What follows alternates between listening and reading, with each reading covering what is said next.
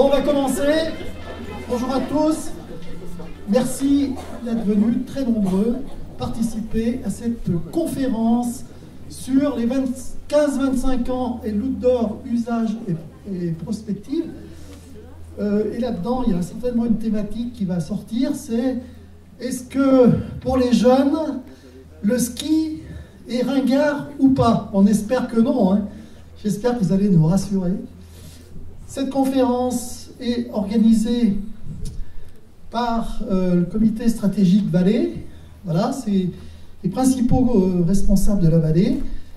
Et depuis la dernière séance, nous avons le plaisir d'accueillir au sein de ce comité stratégique Donatien Thomas, maire délégué de Saint-Jean-de-Belleville. Bienvenue. Vincent Lalanne, qui va succéder donc à Grégory, à la direction de l'Office de tourisme et de la centrale de réservation de Val Thorens. Il est parmi nous. Il prendra ses fonctions le 1er février. Voilà. Bien sûr, nous avons perdu Willy, malheureusement, vous savez, ce qui est arrivé, et Grégory Guzot qui est parti poursuivre sa carrière professionnelle ailleurs.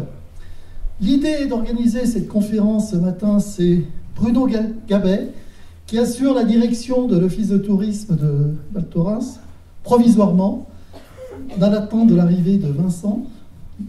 Et je te remercie pour cela. Et c'est toi qui as eu cette idée. Aussi, je te laisse introduire, avant de passer le micro à nos deux conférencières. Voilà, je suis sûr que ça va être passionnant. Alors, bonjour à tous. On a une assistance assez nombreuse. J'aurais souhaité encore un petit peu plus de monde, mais en pleine saison, c'est un petit peu compliqué. Donc, gouverner, c'est prévoir. Et le but du comité stratégique Valais, c'est de réfléchir à l'avenir de la vallée. Et c'est d'avoir donc ces réflexions, ces anticipations pour construire ensemble les stations du futur et s'adapter continuellement. Et on a déjà eu pas mal de réunions dans ce comité stratégique Valais qui ont été assez intéressantes, fructueuses. Je pense qu'il faut qu'on passe l'étape suivante à la concrétisation. On manque un petit peu de concrétisation aujourd'hui. Et aujourd'hui, donc, on a le plaisir d'avoir de l'agence Pop Rock Anne Gallienne et Laurine, j'arrive jamais, Chopin. Et donc, ils vont nous présenter donc, leur étude qui est très intéressante.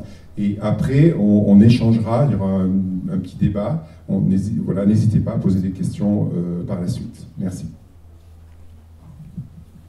Merci, messieurs. Est-ce que tout le monde m'entend bien? Oui, super. Je vais enlever le fil pour éviter la petite cascade de début de conférence. Bonjour à tous, merci d'être là. Je vais me présenter rapidement. Donc, je m'appelle Laurine Chopard, je suis la cofondatrice de l'agence Pop Rock que j'ai fondée avec Anne Gallienne qui est ici. Nous, on travaille en montagne depuis un petit moment, on y est né, nos papas y ont travaillé, j'en ai parlé avec monsieur le maire tout à l'heure. Et on a travaillé un petit peu plus haut dans la vallée, donc plutôt sur la Haute-Tarentaise. Ça fait maintenant 5 ans qu'on travaille sur des sujets de développement business en montagne et en se basant notamment sur tout ce qui est évolution des usages. Et l'idée, c'est vraiment d'aider à la fois des destinations et des marques à anticiper les changements à venir sur leur marché, en allant s'inspirer de ce qui se passe à l'étranger ou sur d'autres marchés, pour pouvoir se mettre un petit peu en ordre de bataille pour continuer à se développer. Donc voilà ce qu'on fait. Et dans ce cadre-là, ça fait un petit moment que nous, on se pose pas mal de questions, parce que moi, je sais pas vous, mais moi, depuis 20 ans que je travaille en montagne, j'entends un sujet qui est dire il n'y a plus assez de classes de neige en montagne, et donc il n'y a plus de jeunes qui font du ski, et donc on a du mal à renouveler nos clientèles.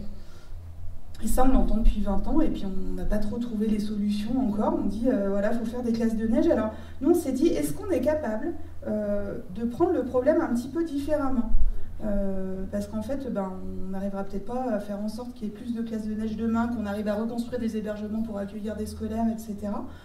Donc on s'est dit, déjà, on va essayer de voir plus large que uniquement le ski et la montagne. On va essayer de se concentrer sur l'outdoor au sens large, pour essayer de comprendre un peu qu'est-ce qui se joue sur le marché, notamment en termes d'usage des jeunes générations.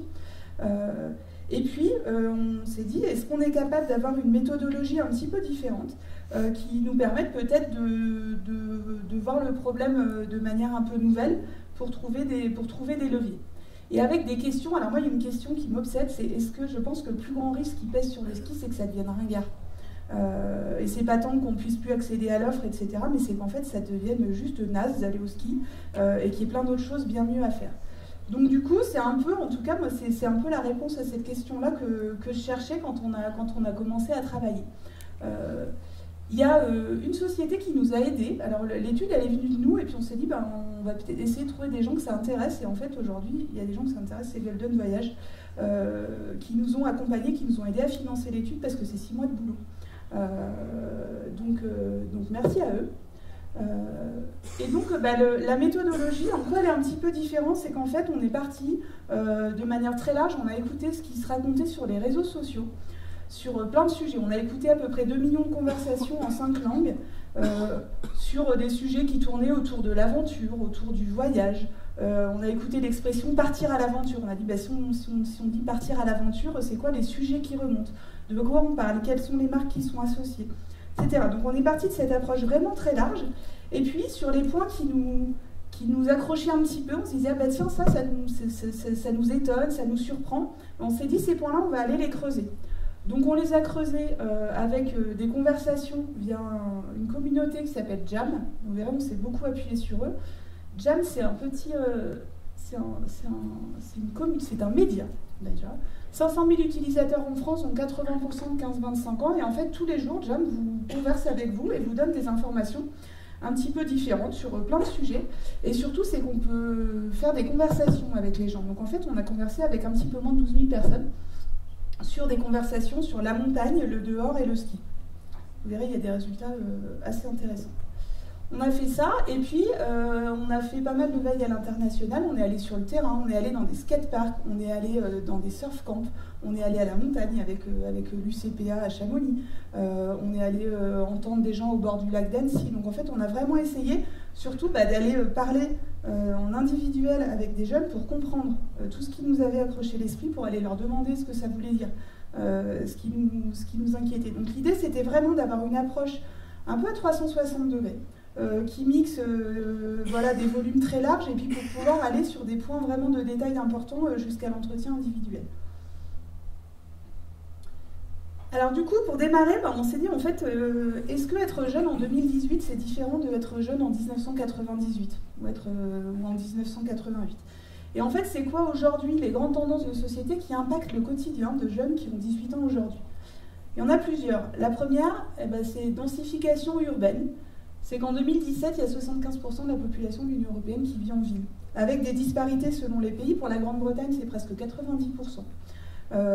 Pour la France, on est autour de 80, je crois, et il me semble que c'est l'Italie l'Italie et le Portugal qui sont le moins denses.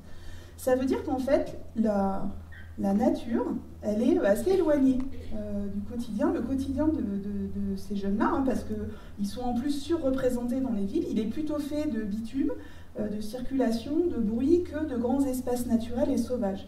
Ce qui veut dire qu'y compris même eux, la perception qu'ils ont de la nature, elle est dans l'ensemble assez civilisée et assez urbanisée.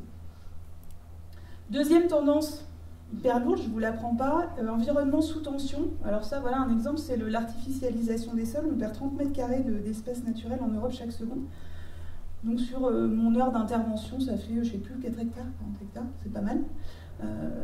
Et aujourd'hui, c'est le sujet qui inquiète le plus là on est sur du moins de 35 ans.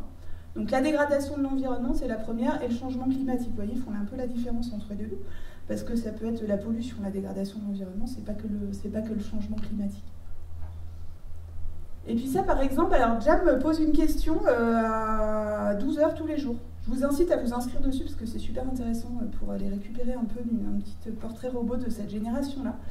Et donc ils ont demandé, est-ce que tu penses que c'est trop tard pour sauver la planète? Alors, il y en a 30% qui disent peut-être, et puis il y en a quand même 49% qui y croient et qui se battent. Vous verrez qu'en tout cas, c'est un sujet qui est vraiment central. Troisième tendance, on a appelé ça anxiété latente. C'est l'espèce de message qui dit que le dehors, c'est dangereux. Alors on a un jeune qui a témoigné, qui s'appelle Loïc, et qui lui voilà, dit en fait quand on grandit en ville, on reçoit un peu des messages un petit peu anxiogènes. Et cette personne-là, c'est quelqu'un qui plus tard a fondé une école de parcours en ville, et lui raconte qu'en fait faire du parcours, je sais pas si vous voyez ce que c'est un peu les Yamakasi là, qui font des sauts partout en ville, et qu'en fait pour lui ça a été un moyen d'apprivoiser, ça a été une thérapie en fait, ça a été un moyen d'apprivoiser la peur qu'il avait de sortir, parce qu'en fait à 16 ans il sortait pas de chez lui, parce qu'il avait super peur du monde urbain qui l'entoure. Et en fait ça veut dire quoi ça? Ça veut dire qu'on laisse de moins en moins sortir les enfants en ville, et puis aussi chez nous, on les laisse de moins en moins s'éloigner de nous, parce qu'on a peur. Alors il y a sûrement plein de bonnes raisons pour ça. Ça c'est un chercheur anglais qui a fait une étude sur 4 générations, et en fait il a en gros calculé à quelle distance on laissait les enfants de 7 ans s'éloigner de la maison. Donc l'arrière-grand-père, lui il pouvait marcher 6 miles pour aller pêcher, le grand-père c'était 1 mile pour aller dans les bois, la mère c'était 1 demi-mile, et puis vous voyez le fils, donc celui qui est né plutôt en 2000, on le laisse aller à 300 mètres de chez lui. Alors en fait ça c'est intéressant, c'est que les enfants ils se construisent pareil sur ces sujets-là maintenant qu'avant, c'est qu'un enfant il a besoin d'explorer et il a besoin de prendre de l'autonomie. Alors avant il le faisait en allant jouer tout seul dans les bois, et puis en fait aujourd'hui il ne peut plus le faire. Donc en fait il trouve, et il a besoin de trouver d'autres moyens de prendre de l'autonomie. Et on le verra tout à l'heure, c'est qu'un des moyens super importants pour se construire et pour construire son autonomie, c'est le jeu vidéo. Et c'est aussi pour ça qu'il y a un tel succès, et notamment sur tous les sujets qui touchent à l'aventure, c'est qu'en tout cas le jeu vidéo ou tout ce qui se passe à l'intérieur a vraiment pris le relais. Internet aussi, ça me permet d'explorer tout en restant dans la chambre, donc c'est très rassurant pour les parents. 4e tendance, digital natif. Alors je ne vais pas vous redonner tous les chiffres du digital, moi il y a un chiffre que je trouve intéressant, c'est qu'en fait à la préadolescence on a passé le cap des 10 000 heures d'écran. Ce qui est, vous savez, on disait que pour être un génie ou un virtuose dans ce qu'on fait, il faut avoir pratiqué pendant 10 000 heures. Et c'est aussi parce que c'est là où le cerveau se recable, et on a des modes de fonctionnement qui sont du ressort de l'inné, en fait, qui sont aussi automatiques que si c'était de l'inné. Donc en fait, c'est surtout que ce fameux 10 000 heures d'écran, il change le rapport au monde. Il change le rapport au monde, et pas uniquement le rapport au digital. Un monde qui est immédiat, puisque j'ai l'habitude d'accéder à des contenus tout le temps. Quand je veux, partout, qui font que dans ma vraie vie, dans la vie qui n'est pas digitale, j'ai aussi un besoin d'immédiateté, d'avoir l'info que je veux au moment où je veux. La dérive de ça, c'est l'impatience. Si j'attends plus de 4 secondes, c'est trop long. On sait aujourd'hui que sur une page mobile, quand vous chargez une page sur votre téléphone mobile, il y a 40% de taux d'abandon si la page met plus de 3 secondes à charger. Moi, je suis pareil, on fait tous comme ça. Donc relation au monde différente, un monde interactif, c'est-à-dire que j'ai l'habitude d'interagir avec le monde. J'appuie sur un écran, je vais choisir le contenu que je veux, je vais dire oui, je vais dire non, je vais arrêter la vidéo, je vais la relancer. Et c'est pareil, dans la vraie vie, je veux pouvoir interagir avec des marques, interagir avec des contenus qui soient personnalisés. Et donc tous les contenus qui sont trop mainstream ou qui sont trop descendants, ils ne vont pas me convenir parce que j'ai l'impression qu'ils ne vont pas me parler. Voilà, 9h10 passées devant les écrans en moyenne, si vous faites le calcul vite fait. 4 heures de smartphone, en plus, sachant qu'on n'a plus le droit à l'école, mais on trouve quand même le moment. Hop là. Et puis dernière tendance, en tout cas nous qui nous semblait intéressante à retenir, c'est le fameux Who am I if you can't see me. C'est plutôt le fait qu'aujourd'hui, la construction d'une identité et d'une image sur les réseaux sociaux, elle est aussi importante pour ces jeunes-là que le monde réel. Et c'est pas futile, c'est-à-dire que pour eux, c'est central. Ce qui veut dire que quand on va vivre une expérience, au-delà du fait de se dire est-ce que cette expérience me plaît, il y a l'enjeu de dire est-ce que cette expérience, elle contribue à construire mon image des réseaux sociaux, fameux Instagrammabilité de l'expérience. Et en fait, c'est hyper structurant. Et ce qui est très intéressant, c'est que sur des moins de 25 ans, ils font beaucoup mieux la part des choses entre ce qui est réel et ce qui ne l'est pas, entre ce qui est fake et ce qui ne l'est pas. Je ne sais pas si vous avez vu une étude qui a été publiée il y a quelques jours qui expliquait que les plus de 65 ans partageaient 7 fois plus de fake news sur Facebook que les autres générations, qui est de dire qu'en fait, ils font bien mieux le tri. Alors des fois, ça inquiète énormément les parents, mais en fait, dans l'ensemble, ils font très bien la part des choses. Ils sont mieux armés que nous parce qu'ils ont grandi avec. Donc ça, c'est des grandes tendances un peu sociétales qui en fait impactent la vie de ces jeunes-là. Avec du coup, nous, une question qui est vraiment centrale pour nous, qui était de dire, au final, c'est une génération qui s'éloigne de plus en plus du monde de l'outdoor, de la nature, de la montagne, par tout ce qu'on a vu. Et donc l'enjeu, c'est comment on fait, collectivement ou pas, quand on est une marque, quand on est une destination, pour être présent dans l'esprit de ces jeunes dont on est au final très éloigné dans le quotidien. Alors, s'il fallait résumer cette génération-là, c'est un petit schéma que j'aime beaucoup. Il n'est pas de nous, il est de la BNP Paribas, qui a travaillé avec The Boston Project. C'est plutôt pour comprendre en quoi cette génération, dans son mode de fonctionnement, elle diffère des autres. C'est qu'en fait, c'est une génération qui est ouverte plutôt en mode horizontal, c'est-à-dire qu'elle va s'inspirer plutôt des gens qui l'entourent, de ses pairs. Elle ne va pas forcément s'inspirer d'une logique un peu patriarcale qui était celle de la génération X, qui était je prends et je suis dans la lignée des gens qui sont venus avant moi et je transmets à ceux qui sont venus après moi. La génération Y, c'était plutôt la génération très individualiste, ça venait dans les années 80 et donc c'était moi. Et je recentrais tout sur moi. Et cette génération-là est très ouverte, très altruiste et rien qu'un chiffre assez intéressant, alors que c'est significatif, c'est que c'est une génération qui donne beaucoup plus que la génération d'avant. C'est-à-dire qu'en termes de la part des dons dans leurs revenus est 2 ou 3 fois plus importante que celle de la génération d'avant, par exemple. Voilà. Et puis, questionnement, alors ça c'est le début d'une des conversations qu'on a fait avec Jam, c'est qu'à 53%, quand ils ont du temps libre, ils préfèrent rester chez eux. Alors moi je trouve que c'est beaucoup. Après, on n'a pas d'historique. Donc en fait, je ne sais pas s'il y a 20 ans, c'était 53 ou pas, si c'était plus ou si c'était moins. Moi je me rappelle que quand j'étais petite, dès que j'avais du temps libre, on me mettait dehors à coups de pied aux fesses parce qu'il fallait aller dehors quand on était un enfant. Mais en tout cas, nous, ça nous a questionné de se dire, en fait, dans l'ensemble, ils préfèrent plutôt rester chez eux plutôt qu'aller dehors. Et du coup, en fait, voilà, cette génération-là, quand on a 15 ans, 18 ans, 18 ans, en fait, l'enjeu, c'est de trouver qui je suis. Et qu'est-ce qui est important pour moi? C'est mes potes, c'est ma famille, c'est ma musique. La musique, elle est structurante dans la vie d'enfant de jeunes de 18 ans, et mes loisirs. Et avec vraiment un credo qui est vraiment très fort sur cette génération Z, c'est je veux sauver le monde en le changeant, ou je veux le changer en le sauvant. C'est un peu les deux, mais en tout cas, il y a la volonté très forte et structurante, c'est d'agir sur le monde qui m'entoure, et vraiment d'en être acteur. Donc c'est pas juste moi dans ma petite bulle, mais c'est plutôt comment est-ce que moi je peux avoir une influence sur le monde qui va m'entourer. Donc voilà pour le petit portrait robot. Alors, je vous ai mis c'est plutôt des illustrations, des exemples d'études de Jam. Alors, question sur une échelle de 1 à 5, à quel point est-ce que tu fais confiance aux médias? Là, vous voyez qu'à 68%, ils font pas du tout ou très peu confiance aux médias. Est-ce que tu utilises les emails en dehors de tes études? Parfois et rarement, c'est plus 50%. Moi, je trouve ça assez intéressant parce qu'aujourd'hui, ils n'utilisent même plus l'email. Généralement, les publicités sont énervantes, stupides, ennuyantes, très rarement créatives ou drôles. Et leur plus grosse source de stress, c'est les études. Et eux-mêmes, ils s'auto-stressent, les jeunes. Ça, c'est intéressant. Alors ensuite, on s'est posé la question, on s'est dit, si on se rapproche un peu du sujet du dehors, et en fait, on a fait exprès de ne pas parler que de montagne, mais plutôt on n'a même pas parlé d'outdoor. Parce que l'outdoor, aujourd'hui, c'est très préempté activité de pleine nature. Donc nous, on voulait prendre un angle plus large et se dire, on va parler plutôt du dehors. Pourquoi est-ce qu'ils sortent, ces jeunes? Alors on leur a posé un peu la question, puis surtout on a parlé avec eux. La première raison pour laquelle ils sortent, et ça c'est une différence par rapport aux autres générations, c'est pour être avec des gens. Et c'est pour se connecter aux autres. C'est pas pour faire du sport, c'est pas pour être dans la nature, c'est pour se connecter aux autres parce que c'est le plus important pour eux. Et on a une petite Lucie de 17 ans qui nous l'a très bien dit. Elle a dit, en fait, quand je suis dehors, je suis avec mes amis, je me connecte au monde.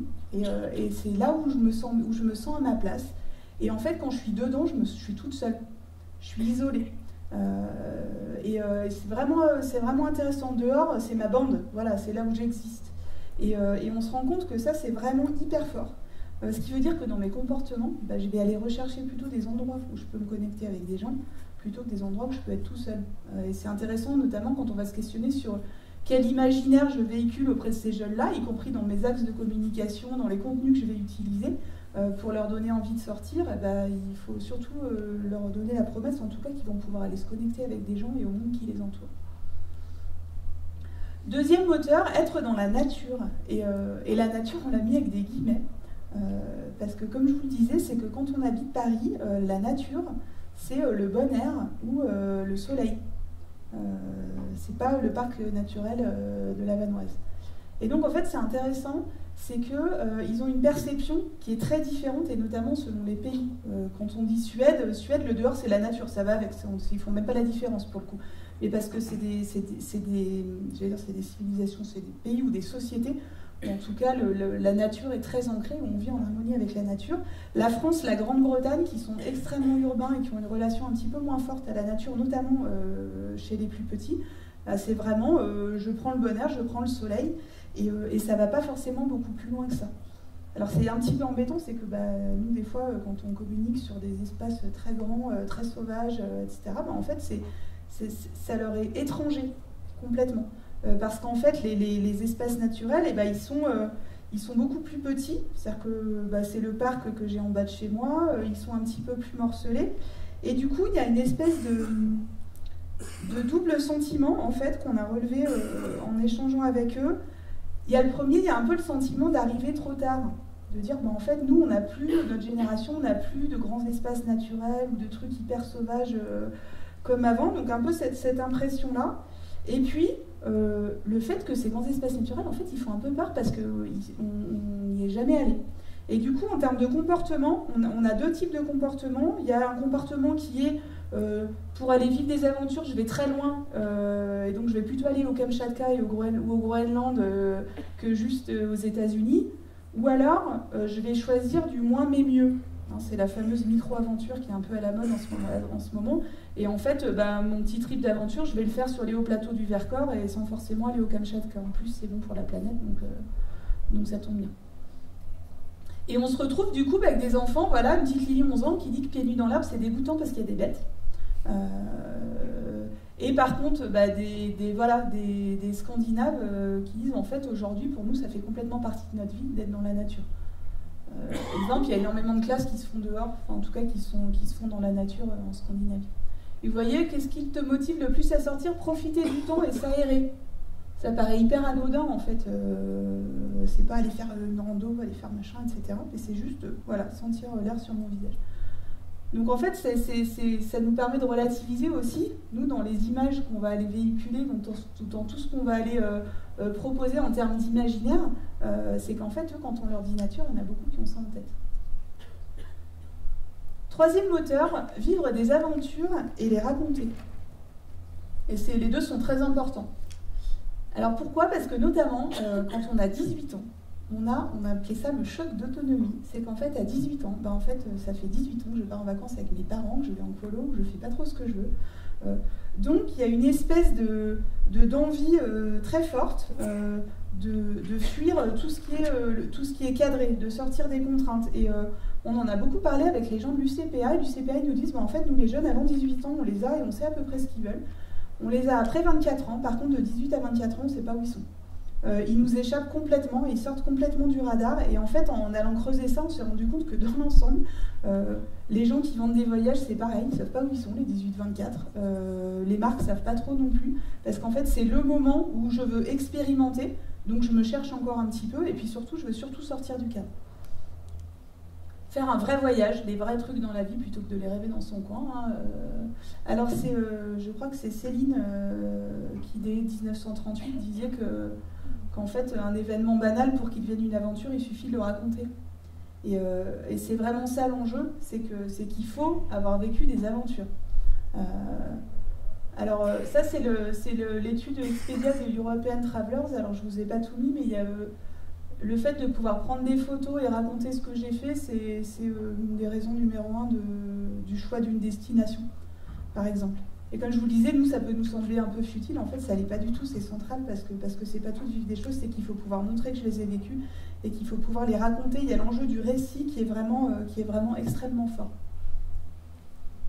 Et puis, dernier moteur. Alors moi, pour le coup, de prime abord, j'aurais dit que c'était le premier. C'est que pour moi, quand on va dehors, c'est pour faire du sport. Et ben en fait, oui, mais pas que. Et souvent, ceux qui vont dehors pour faire du sport, c'est plutôt des garçons. C'est plutôt les plus jeunes, les 15-17 ans, qui sont en province. Ce qui est extrêmement intéressant, c'est que c'est des tranches d'âge sur lesquelles il y a un très gros écart entre les filles et les garçons. Même si le sport chez les filles est vraiment en train de remonter, je parle bien des 15-25, sachant qu'au-delà de 25, ça remonte et les filles rattrapent les garçons. Surtout au-dessus de 30 parce qu'il y a le moment où elles sont mamans, où elles font un petit peu moins de sport. C'est aussi lié au fait que, notamment en ville, faire du sport pour des filles, c'est pas toujours simple. Et y compris faire du sport dehors. Donc ça, il y a beaucoup de choses qui sont en train de changer. Et puis le sujet de, le terrain de sport, il est en bas de chez soi. Et en fait, il y a l'enjeu de pouvoir pratiquer, vous verrez quand on reviendra sur les usages, mais en tout cas, les usages ont énormément évolué, notamment sur la manière dont je fais du sport, sur l'endroit où je le fais, sur le temps pendant lequel je le fais. Donc moteur numéro 4, bouger. Voilà, est-ce que ça va? Oui, moi aussi, ça va bien. Si vous voulez faire des remarques, vous n'hésitez pas, mais on aura tout le temps après. Alors du coup, une fois qu'on sait pourquoi ils vont dehors, on s'est dit, ok, alors dehors ils font quoi? On sait pourquoi ils y vont et surtout comment ils consomment, quelles sont leurs habitudes. Alors pour nous, il y a 5 tendances à retenir. L'idée c'était de clarifier un peu. Alors une qu'on a appelée plutôt interaction et communauté. Ça va avec le fait qu'on va dehors pour voir des gens. Et en fait, comment ça se traduit? En fait, c'est que déjà on se réapproprie la pratique. Je vais rechercher plutôt des trucs un peu festifs et sympas plutôt que de la compète. C'est que je vais faire plutôt un color run qu'un semi-marathon. Parce qu'au final, ce que je veux, c'est courir avec des gens en me mettant de la peinture de partout et pas forcément essayer de battre le chrono. Donc ça, c'est assez intéressant, c'est que je vais plutôt chercher ça et surtout des communautés de pratique qui sont différentes. On pratique de moins en moins en club. Ça, c'est une tendance et c'est vrai dans l'Europe entière. Par contre, on a des communautés de pratique et notamment, elles sortent complètement des sentiers battus. C'est-à-dire qu'aujourd'hui, j'ai mon groupe WhatsApp de copines avec qui je vais faire du running, de copains pour mon foot à 5 du soir. Donc ça échappe complètement, même on ne sait même pas les pister sur les réseaux sociaux parce que c'est le petit groupe qu'on se fait entre nous pour aller pratiquer. Les bikeheads, je ne sais pas si vous connaissez, c'est un petit team de filles qui font du VTT, c'est pareil, elles sont hyper sympas. Hop là, donc je vais rechercher des lieux et des événements qui sont expérientiels, qui sont rassembleurs et qui sont sociaux. Alors pas de FOMO, c'est la fameuse fear of missing out, c'est-à-dire la peur de rater quelque chose.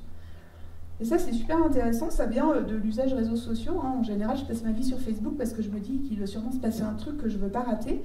Et en fait, dans la vraie vie, ça veut dire que je recherche des endroits où je vais pouvoir voir un peu ce qui se passe. Et en fait, ça, on en a parlé avec l'UCPI, on en a parlé avec Accor quand ils ont lancé les auberges de jeunesse Joe & Joe. Et les deux nous ont dit, en fait, on a repensé l'aménagement de nos espaces pour éviter cette fameuse peur de rater quelque chose. Donc, par exemple, à l'UCPA, ils ont repensé beaucoup d'espaces collectifs et notamment tous les espaces d'activité où ils ont mis autour des hamacs, des zones pour se poser en se disant, en fait, ceux qui n'ont pas envie de participer au karaoké ou à l'activité, ils veulent quand même pouvoir se poser à côté pour regarder tout en chillant sur leur téléphone. Chez Joe & Joe, c'est pareil, l'aménagement, il est fait pour qu'il y ait à la fois du sport qui soit très proche de la zone bar et très proche de zone de chill. Parce qu'en fait, c'est pas parce que j'ai pas envie de faire le contest d'escalade que j'ai pas envie d'être posée avec les gens et de regarder ce qui se passe. Donc ça, c'est super intéressant parce qu'en fait, ça donne des pistes en termes de soit d'organisation d'événements, soit d'aménagement d'espace, par exemple. Alors e-sport, moi je trouve que c'est remarquable ce qui se passe dans le e-sport, c'est qu'on pourrait dire que le e-sport c'est un truc de gars qui jouent aux jeux vidéo qui normalement le font depuis chez eux. Et en fait aujourd'hui les événements de e-sport rassemblent des milliers, voire des centaines de milliers de personnes. Il y a les championnats du monde de League of Legends qui sont à Paris cette année au mois de novembre. Je vous invite à aller voir. Alors ça fait 4 mois que tout le monde attend l'ouverture de la billetterie. C'est à l'Accor Arena et ils pensent que les places vont se vendre en 5 minutes. C'est mieux que YouTube en fait. Voilà le FIS, je pense que vous connaissez, c'est l'événement qui est à Montpellier sur la glisse aussi, donc c'est gratuit, c'est rassembleur. On se mélange avec plein de gens et on fait plein d'activités différentes. Exemple type, aujourd'hui c'est la place de la République à Paris, où je peux faire du skate, me poser en mangeant, regarder ce qui se passe. Pour moi, le lieu qui ressemble le plus à ça dans une station, c'est un snowpark. Et sûrement des lieux en station. Alors il y a certains fronts de neige, mais je me dis qu'il y a peut-être un sujet, c'est comment on imagine en station ce fameux lieu, un peu rassembleur, gratuit, parce que quand j'ai 15 ans, j'ai pas une thune, pour me retrouver, faire des trucs, chiller, l'endroit où j'ai l'impression que ça se passe, quoi, et où je vais être sûre de rien rater. Donc ça, c'est interaction et communauté. Deuxième usage, la notion d'accessibilité. Alors dans plusieurs dimensions. Il y a l'accessibilité en termes de lieu. 53% des 15-25 ans, ils font du sport à la maison. Pourquoi? Parce que c'est plus simple, parce que c'est rapide et parce qu'en plus, il y a plein de tutos sur YouTube pour pouvoir faire ma muscu. Donc c'est bien. Il y a le sujet de la mobilité. Alors les jeunes passent de moins en moins le permis de conduire, hein, ils ont de moins en moins de voitures, parce qu'ils se déplacent autrement, mais aussi parce qu'ils ont moins envie de se déplacer. Et puis cette fameuse carte, c'est une carte orographique qui en fait remet les distances par rapport au temps qu'on met pour y aller. Qui dit qu'aujourd'hui, dans l'ensemble, ça va plus vite de partir 3 jours à Porto que de partir 3 jours à Val d'Isère. Du coup, des fois, et puis c'est sûrement moins cher en plus, 25% des jeunes ne viennent pas à la montagne car c'est trop loin. On le sait, alors là pour le coup c'est un peu l'idée, enfin pas l'idée reçue, mais les principales objections, c'est que la montagne c'est cher, c'est compliqué, c'est long. Et puis, accessibilité des pratiques et des contenus. Alors ça, c'est intéressant, c'est qu'en fait, aujourd'hui, les sports qui marchent, c'est les sports dont on a simplifié la pratique. C'est-à-dire que le foot à 11, c'est hyper compliqué de rassembler une équipe de 2 x 11 pour aller jouer au foot le soir, hop, foot à 5. Et en plus, on le met dans des salles, sur des terrains qui sont éclairés la nuit, du coup, c'est facile, on a simplifié la pratique. Le succès, voire l'explosion de la pratique des salles d'escalade indoor en ville, c'est pareil.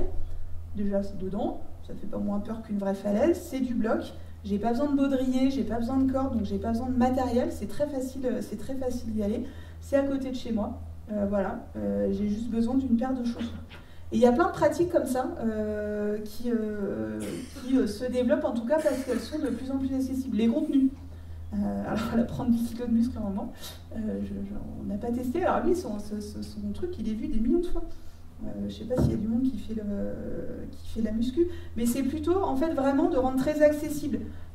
C'est mon fameux plank challenge et tous les jours je fais ma minute de planche pour avoir des abdos en béton au bout d'un mois, etc. Mais on est vraiment dans de l'accessibilité en termes de contenu. Porosité des frontières. C'est assez bizarre comme mot, mais en fait, on a des pratiques qui fusionnent chaque jour. C'est-à-dire qu'on réinvente des nouveaux sports et des nouvelles activités, voire on veut faire plusieurs trucs en même temps, voire on passe d'un truc à l'autre. Alors le parcours, je vous en parlais tout à l'heure, hein, c'est le fait de se déplacer de manière un petit peu acrobatique, alors à la base en ville et puis de plus en plus en outdoor. Alors si j'y rajoute des éléments de gym, ça devient du free running, et puis si j'y rajoute des arts martiaux, ça devient du tricking. Alors si vous voulez suivre comment ça évolue, allez voir tous les événements que sponsorise Red Bull, parce qu'ils essaient d'être vraiment à la pointe sur tout ce qui est urban sports. Donc c'est intéressant. L'UCPA aujourd'hui, ils nous disent que la monoactivité, c'est en chute libre chez eux, et que par contre c'est vraiment tout ce qui est multi-activité, stage à thème qui augmente. Et du coup, ils sont obligés d'innover un peu. Donc, ils ont une école de DJ, il y a un stage sport californien à Sousson. J'ai appris que le vélo, le cruising bike, c'était un sport californien, etc. Et du coup, des lieux ou des destinations où je peux faire plein de trucs et faire des choses différentes. Alors, slasher, je peux passer d'une chose à l'autre. Alors c'est le dedans-dehors, hein, c'est je peux manger, je peux chiller, je peux faire du sport, je peux bosser. Je vous donne l'exemple, c'est la pump track de Combloux qui est en haut, où j'ai des vélos, des trottinettes, des skateboards, des rollers, c'est déjà pas mal, mais qui se mélangent et tous les âges. Et puis le Fallo Johanjo, alors il y en a un qui ouvre à Gentilly cette année, pour l'instant il y a uniquement celui d'Osgore qui est ouvert. Mais en fait, il y a un espèce d'énorme espace bar, chill dehors, et puis un bloc d'escalade au milieu, il y a des slacklines, il y a des hamacs, et c'est vraiment l'idée. Donc en fait, aujourd'hui, il n'y a plus vraiment de frontières. Et du coup, ça passe aussi sur les produits. Et en fait, quand j'ai 18 ans, je recherche les produits pour tout faire, déjà parce que j'ai pas beaucoup d'argent pour m'acheter un collant de yoga, un collant de ski et un pyjama. Donc en fait, mon collant de yoga, je le mets sous mon pantalon de ski et puis je m'en sers comme pyjama. Puis en plus, je trouve ça cool. C'est ce jeune qui nous dit, moi je fais de la rando avec mes Vans. Parce que déjà elles sont cool mes Vans et j'ai envie de les mettre en rando parce que les t-shirts de ma mère elles sont moches. Et surtout, c'est que moi, quand je pars en train ou je pars en covoite, et du coup, je n'ai pas la place d'emmener 4 paires de chaussures, voire 3. Donc en fait, ça, c'est assez intéressant, et ça questionne pas mal les marques. Parce qu'en fait, et notamment les marques d'outdoor aujourd'hui, elles travaillent sur des gammes qui sont de plus en plus segmentées. Et on était chez Decathlon fin novembre, alors quand vous voyez la manière dont Decathlon segmente ses gammes, où il y avait le ski de rando, maintenant ils ont le ski de rando nordique, ils ont le ski de rando racing, ils ont machin, etc., ça les questionne vraiment, parce que sur ces cibles-là, il faut plutôt désegmenter que segmenter à mort. Et du coup, aujourd'hui, les marques qui ont du succès auprès de ces générations-là, c'est des marques qui ont des gammes qu'on appelle lifestyle, qui sont très étendues. L'exemple d'une marque comme Picture, c'est que sa veste de ski, elle est aussi mise en scène plutôt en ville ou dehors, ou en tout cas pas dans des situations de ski. Et c'est pour ça que ça marche bien aussi Picture, c'est que c'est des produits que j'ai envie aussi de mettre à la ville, et pas uniquement quand je vais faire du ski, par exemple. Donc ça, ça interpelle pas mal. Alors je crois que j'ai oublié un truc, mais je sais pas où il est passé.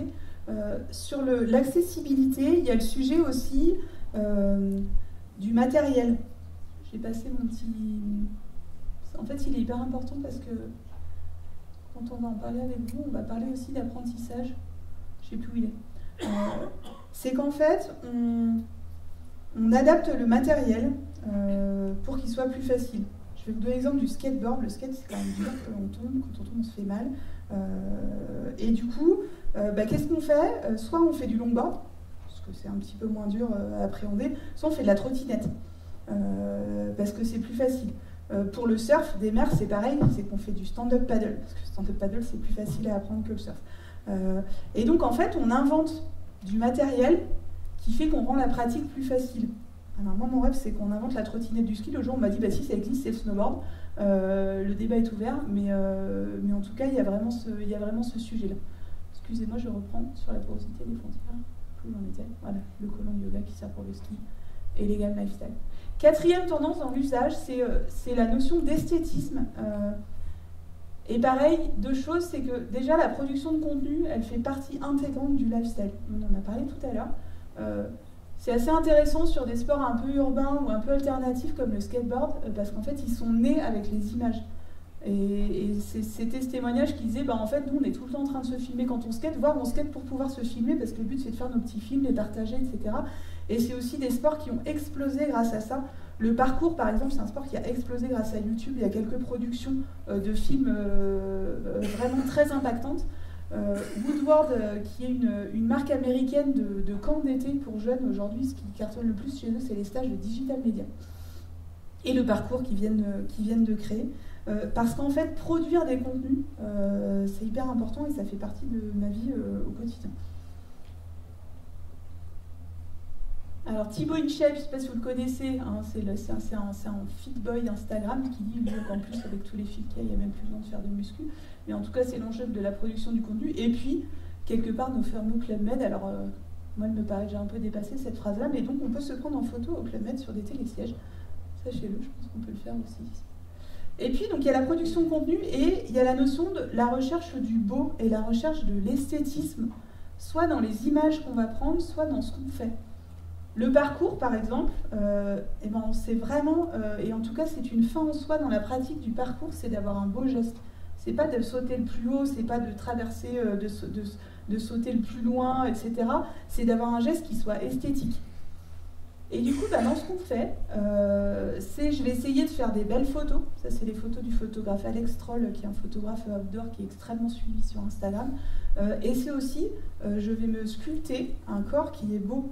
D'où le succès du fitness, la musculation, c'est le premier sport fait par les moins de 25 ans en France. Et c'est aussi parce qu'en fait, il faut sculpter son corps. Le fait de se tatouer de partout, ça en fait partie aussi. Hein. Et c'est vraiment cette notion de recherche de beau et d'esthétique. Et enfin, dernier usage qui est hyper fort et qui je trouve est super intéressant sur nos sujets montagne, c'est la notion d'immersion. Et c'est qu'en fait, je suis à la recherche de dépaysement, de sensations et d'aventures, donc je vais être le héros. J'ai besoin qu'on me transporte dans un autre univers. Et c'est intéressant sur cet axe-là, c'est d'aller creuser un peu l'univers des jeux vidéo. Alors je vous ai mis une citation de Serge Ascot, qui est le directeur créatif d'Ubisoft. En fait, nous, aujourd'hui, notre mission chez Ubisoft, c'est de permettre aux gens de ne pas vivre qu'une vie, mais 1000. Donc c'est bien de projeter les gens dans une autre vie possible. Et puis je vous explique le petit schéma qui est là. Ça c'est quand on a travaillé donc avec un outil qui s'appelle Radarly pour tout ce qui est écoute des réseaux sociaux. Et donc on avait créé une requête qui s'appelait Partir à l'aventure. Et on voulait écouter tous les sujets qui tournaient autour de ça en anglais et en français. Et en fait, sur l'expression partir à l'aventure, presque 80% des conversations, elles tournent autour des jeux vidéo. Elles ne tournent pas autour de l'outdoor, de la montagne, de l'aventure, etc. Donc ça nous a pas mal interpellés. C'est-à-dire qu'en fait, aujourd'hui, le jeu vidéo a préempté l'univers de l'aventure. Alors c'est l'outdoor qui devrait le faire, mais aujourd'hui, le jeu vidéo, et notamment celui-là, je ne sais pas si vous le reconnaissez. Le second étant Minecraft. Et en fait, Fortnite, c'est hyper intéressant, c'est qu'aujourd'hui, les gens ils disent, voilà, Fortnite, c'est pas un jeu, c'est un endroit. C'est un endroit où on se retrouve, c'est un endroit où on rencontre des gens. Parce qu'en plus, c'est un jeu qui est collaboratif, qui est en ligne, etc. C'est 200 millions de joueurs en novembre 2018, sachant que c'est un jeu qui a été lancé en 2017, c'est toute plateforme confondue, c'est le premier jeu cross-plateforme. Et c'est hallucinant. Alors pour le coup, là, c'est pas que les moins de 25 ans, mais c'est très fort chez les moins de 25 ans. Et en fait, quand vous allez aujourd'hui chercher un peu ce qui se raconte sur les réseaux sociaux sur l'aventure, ben en fait, ce qui sort, c'est Fortnite, c'est Minecraft, c'est les aventures de Zelda, c'est voir Le Seigneur des Anneaux. Et par contre, c'est pas trop l'univers de l'outdoor et de la montagne. Et ça nous a vraiment questionné. C'est de se dire, ben en fait, l'aventure, ça fait rêver. On l'a vu, hein, il faut vivre des aventures. Par contre, aujourd'hui, quand on dit aventure, c'est pas les univers outdoor qui viennent en premier dans le radar. Donc c'est intéressant. Et par contre, aujourd'hui, bah, y a des gens qui essayent de proposer des choses qui sont de l'ordre de l'immersif. Alors, si vous connaissez Chiloé ou pas, Chiloé, c'est à la base, c'est un blog, hein, c'est deux Parisiens qui vont inventer la micro-aventure. Et c'est de montrer qu'en fait, on peut vivre des aventures à 2 pas de chez soi. Ils viennent de sortir un guide des aventures, de la micro-aventure à moins d'1 heure de Paris. Et donc, bah, en fait, ils vont prendre une activité, puis ils vont essayer de la transformer en une petite aventure sympa pour raconter une histoire. Donc voilà, ramener du Brimo à vélo.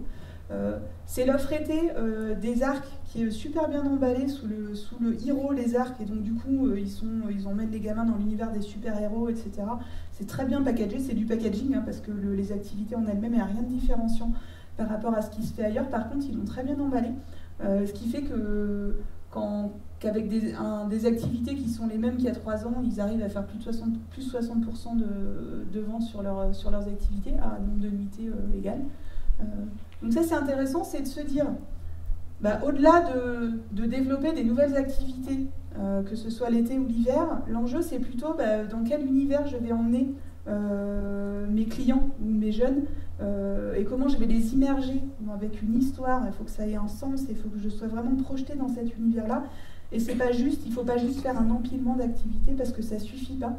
Parce qu'en fait, notamment l'univers du gaming et du cinéma, etc., et en fait, ils ont mis un niveau d'attente qui est hyper élevé en termes sur les sujets d'immersion.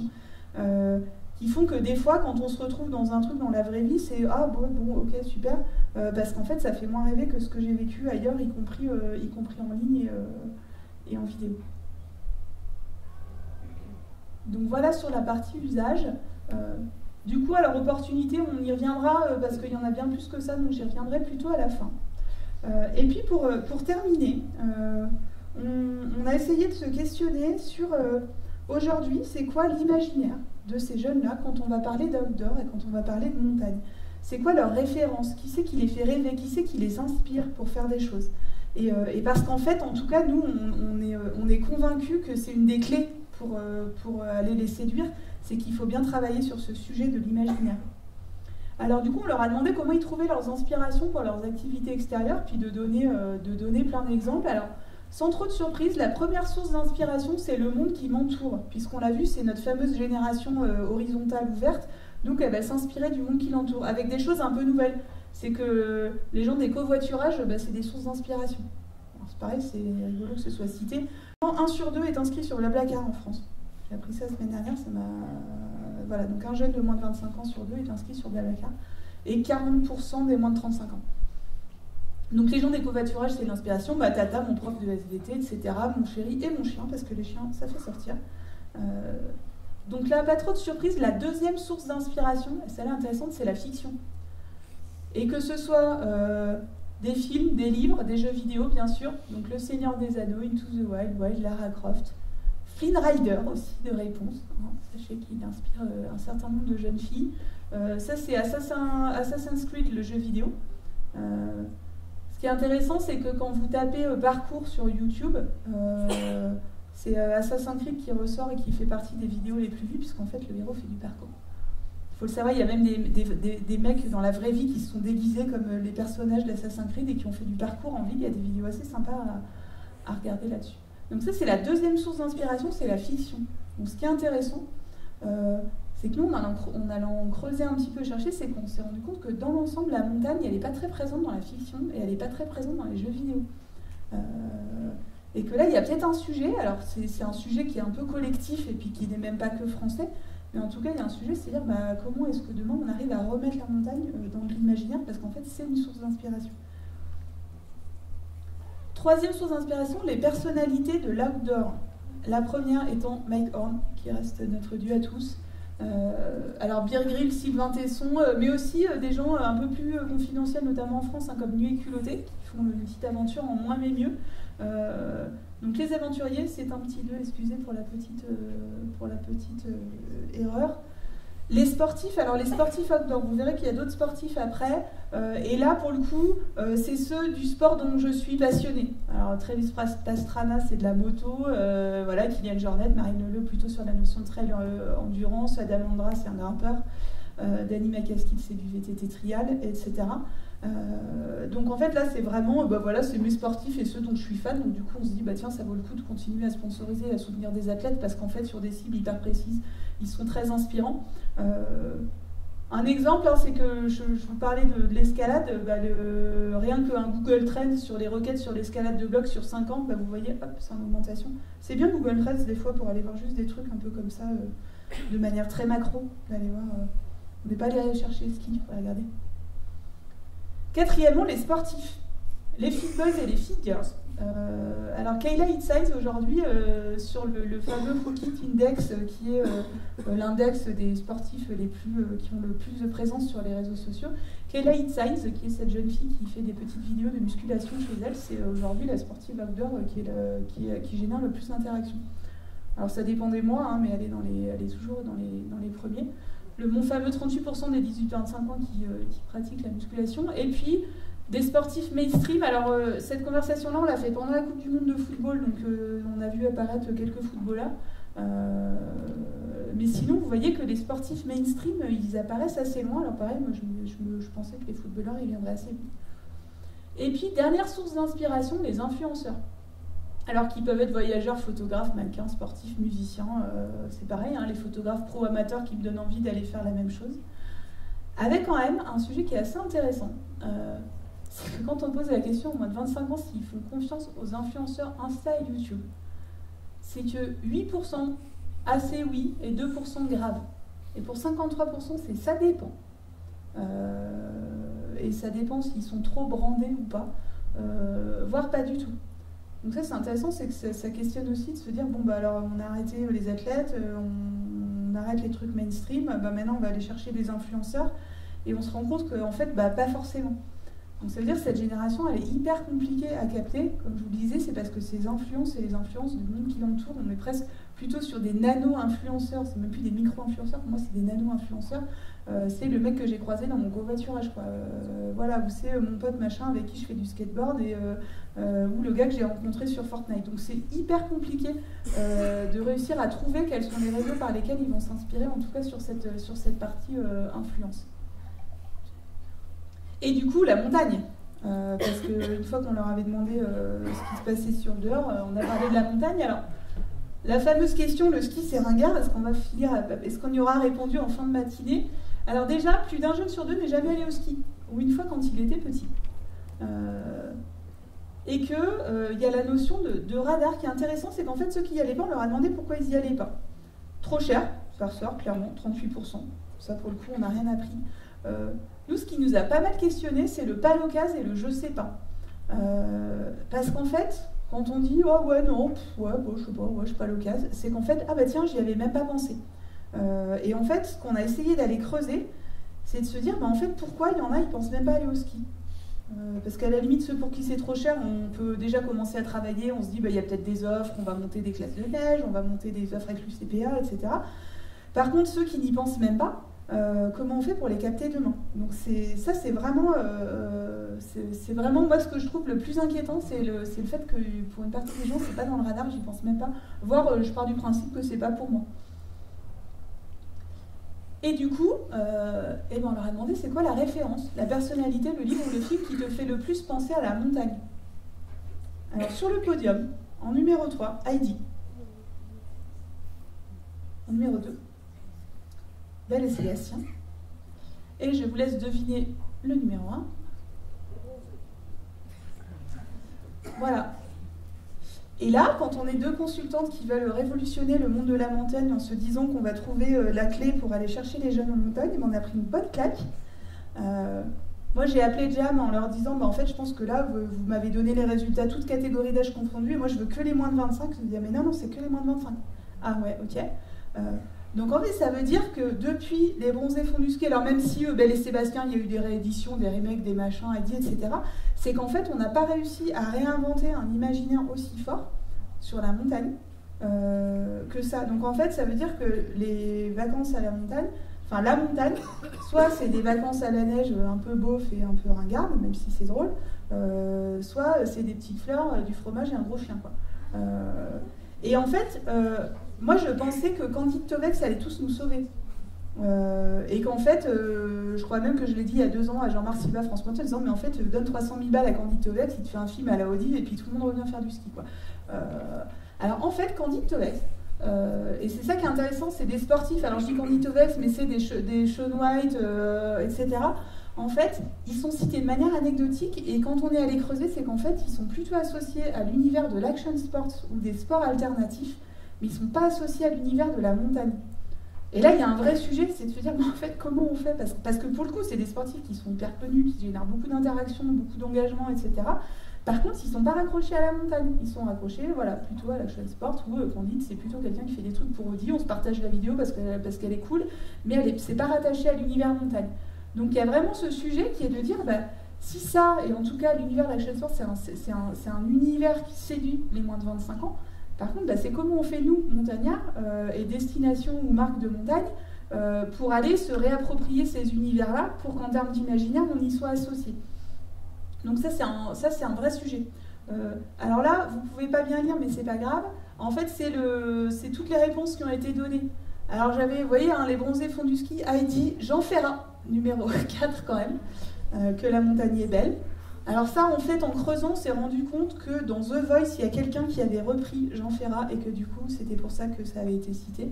Cro-Blanc, Kylian Jornet quand même, Ma première étoile, l'ascension fatale, La Reine des Neiges aussi, tiens, et Gilbert Montagnier, je ne sais pas pourquoi, qui a été cité 2 fois.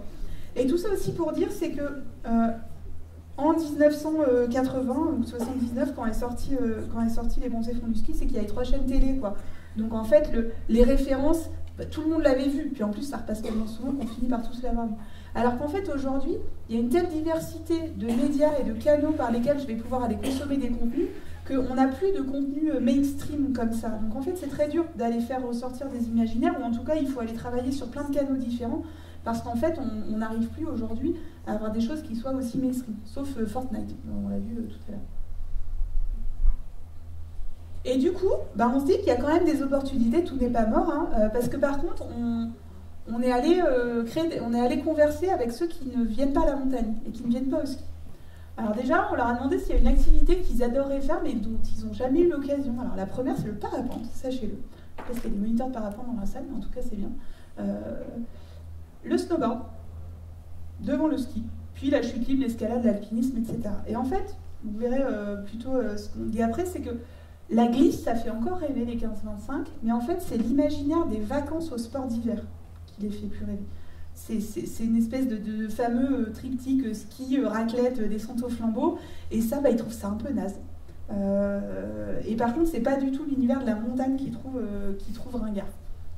Donc l'enjeu, c'est de se dire comment on définit un peu les nouveaux fondamentaux de l'imaginaire des vacances à la montagne. Et comment on arrive à sortir de ce fameux tricot-là, alors ce qui est raclette, fléchette, on peut trouver plein de trucs, mais c'est dire comment on arrive à sortir un petit peu de ça. Parce qu'en fait, c'est ça qui aujourd'hui est un petit peu daté, en tout cas dans l'image qu'ils en ont. Et pour le coup, pour ça, on a des moteurs sur lesquels s'appuient. Alors ceux qui papan, on leur a demandé c'est quoi le truc qui pourrait te décider à partir à la montagne, et à 48%, c'est les paysages. Hein, revenez à ce qu'on a dit tout à l'heure, esthétisme, instagrammabilité. Et c'est pareil, ça peut nous sembler hyper basique, sauf que aussi nous, les paysages, on les a sous les yeux tout le temps, hein, et qu'en fait, c'est un moteur qui est extrêmement fort.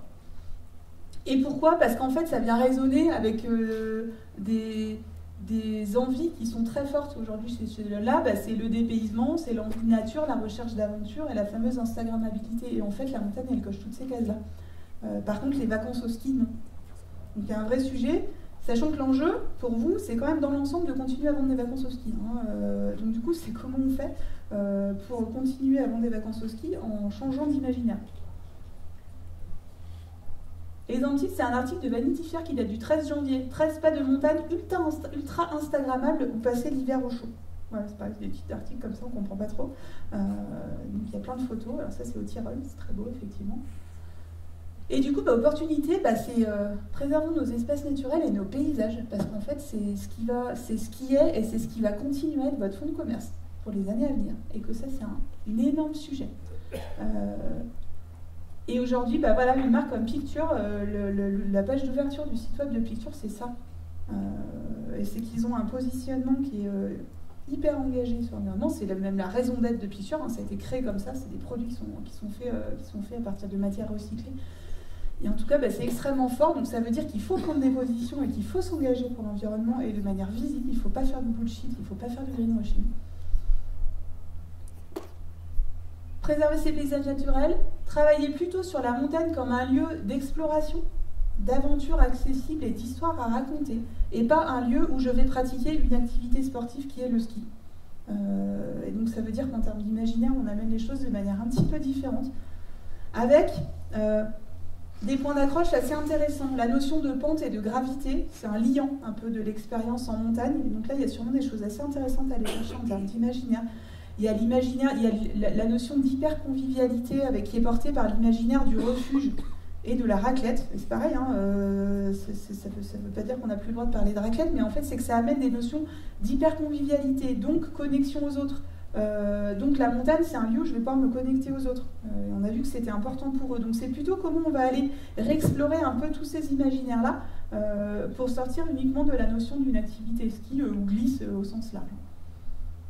2 jours pour vivre, c'est un petit blog super intéressant.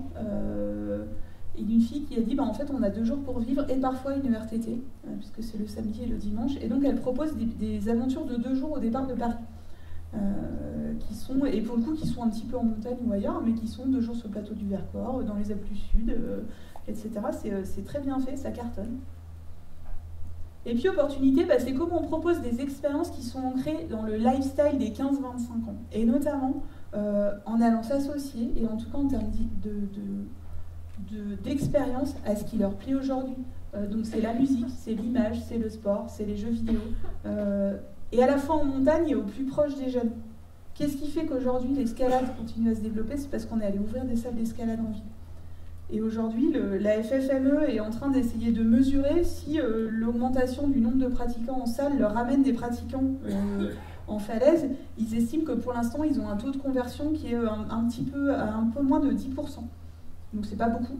Donc en fait, ils sont en train de voir comment ils peuvent travailler. Alors ça se fait notamment parce qu'ils sont en train d'inciter les salles d'escalade à créer. Il y a des clubs d'escalade qui se créent dans les salles en ville et qui organisent des sorties en falaise, etc. Et donc un vrai enjeu pour la FFME, c'est de se dire comment on capitalise sur tous ces nouveaux pratiquants, mais qui en fait sont jamais sortis de la salle, pour les emmener dehors demain. Donc ça, en tout cas, c'est une bonne pratique qui est intéressante. C'est Salomon qui crée une Youth Academy sur le trail. Donc pour apprendre le trail à des jeunes, c'est Woodward qui crée des salles indoor de trampoline, de snowboard à roulettes, etc. Et puis c'est Ubisoft par exemple avec le fameux jeu Steep. Alors Steep c'est bien, sauf qu'aujourd'hui il y a 10 millions je crois de joueurs contre 200 millions pour Fortnite. Par exemple parce que c'est un jeu qui n'est pas assez joué en ligne et qui n'est pas très développé dans le e-sport et qu'en fait c'est des gros moteurs de développement en tout cas du nombre de jeux vidéo. Et un enjeu, ça peut être de démarrer par des partenariats, soit avec des événements existants, soit avec des marques, etc. Et ça permet d'aller démarrer sur des choses assez sympas. Et opportunité, alors moi c'est un truc auquel je crois beaucoup, c'est comment on redonne sa place à la montagne dans la fiction. Parce qu'aujourd'hui c'est une des sources d'inspiration majeures des moins de 25 ans. Il y a quand même un truc intéressant, c'est que j'ai parlé la semaine dernière avec les organisateurs du festival Montagne en Seine. Et en fait, ils ont, ça fait 10 ans que ça existe, le festival Montagne en Seine. C'est le festival du film de montagne, donc ils font des tournées dans des cinémas dans des villes en France et maintenant en Europe, où ils diffusent 4-5 films de montagne qui sont du docu, un peu du docu-fiction, ou en tout cas du récit de voyage. Et en fait, cette année, ils ont fait 70 villes en Europe. 56 000 visiteurs. Ils ont une session été aussi, donc ça fait à peu près 100 000 visiteurs par an, plus 60% par rapport à l'an dernier. Et en fait, ils augmentent de manière un peu exponentielle. Donc ça veut dire qu'en fait, ça plaît, quoi, la montagne. C'est pas le sujet. Par contre, c'est comment on arrive à partir de ça me plaît, ça me fait rêver, je vais voir un film, demain je vais pratiquer. C'est ça l'enjeu. Et c'est un public, alors pour le coup, sur Montagne en Seine, on est un peu plus sur du 25-35, mais il explique qu'il dit de toute façon, les moins de 20 ans, ils n'ont pas d'argent. Donc en fait, ils vont regarder plutôt des films sur les réseaux sociaux ou sur YouTube tranquille. Par contre, on sait qu'à partir de 20 ans, on les aura. Et en tout cas, c'est comme ça qu'il explique avec 10 ans de recul sur le festival Montagne en Seine. C'est de la fiction. Alors moi, j'ai acheté à mon neveu Alex Rider, Pointe Blanche. Alex Rider, c'est un agent secret de 14 ans. Et il y a un de ses romans qui se passe à la montagne, donc j'ai acheté à mon neveu. Et c'est comment, voilà, on arrive peu à peu à remettre la montagne dans le radar de ces jeunes. Alors, avant d'aller là, je vais souffler un coup. Comment ça va? Je ne vous ai pas encore assommé. Alors, ça veut dire que, on a vu, il y a pas mal d'opportunités. Nous, on a un peu échangé avec Bruno, notamment, avant la journée, en se disant, tout ça, qu'est-ce que ça veut dire pour vous? Au-delà du fait de dire, super, on a appris des trucs.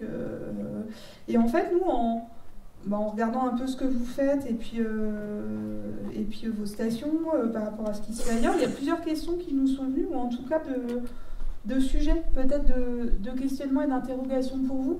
C'est est-ce qu'il n'y a pas le sujet de comment on diversifie l'expérience par rapport à deux destinations qui ont une image ski presque omniprésente, y compris par rapport à d'autres qui ont une image peut-être un peu plus multisport. Et je parle de diversification de l'expérience et pas forcément d'activité. Parce qu'il faut bien penser à la notion d'immersion qui est très importante et il faut que les activités aient du sens par rapport à qui vous êtes. Et à la notion de posture RSE, donc responsabilité sociale et environnementale. Et effectivement, ça c'est un sujet, alors ça nous questionne un peu, c'est qu'en fait aujourd'hui on voit que c'est le sujet numéro 1 pour ces générations-là. C'est pas encore très clair de comment ça impacte leur consommation. Et parce que autant je vais acheter une Vest Picture parce qu'elle reste à peu près dans les clous, je vais faire du covoiturage tant que c'est moins cher. Par contre, si c'est green et plus cher, par rapport à mes moyens, il y a quand même encore des fois où je vais arbitrer de manière un peu différente. Donc c'est un peu, ça demande à être creusé. Par contre, il y a le sujet, c'est qu'aujourd'hui une marque, que ce soit une destination, une marque d'habits ou etc., qui ne serait pas engagée sur ces sujets, et c'est même pas juste faire le job, c'est être engagé, n'est pas dans le radar.